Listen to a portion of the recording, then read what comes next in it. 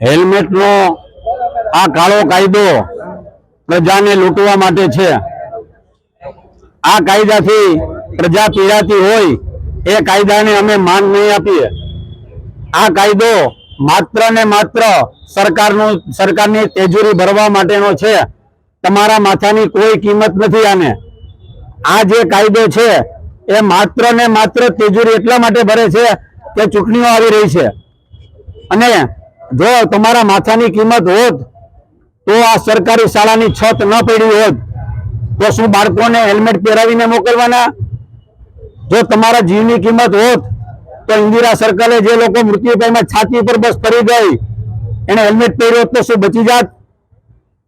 તો હવે શું લોકોએ બખ્તર પહેરવા? તમે વિચાર કરો કે નાના નાના ભૂલકાઓ છે એના માટેનો હેલ્મેટ નથી।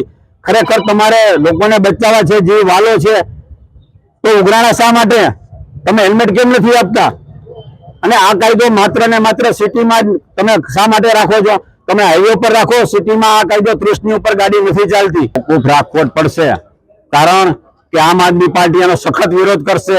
8 તારીખે જેવો કાયદો લાગુ કરશે, આમ આદમી પાર્ટીના એક યોદ્ધા આ કાયદાનો સવિનય કાનૂની ભંગ કરશે, હેલ્મેટ પહેર્યા વગરના નીકળશે અને અમે ગાંધી ચિંધ્યારે આંદોલન કરીશું। ગાંધી બાપુ ચોખ્ખું કહી ગયા છે કે જે કાયદો પ્રજાના હિતમાં ના હોય, કાળો કાયદો હોય, એનો અમલ ન કરવો, આ કાયદો કાયદેસરનું છે। એટલે અમે કોઈ પણ જાતનું ગેરકાનૂની કામ નહીં કરીએ, પણ સવિનય કાનૂની ભંગ કરશું।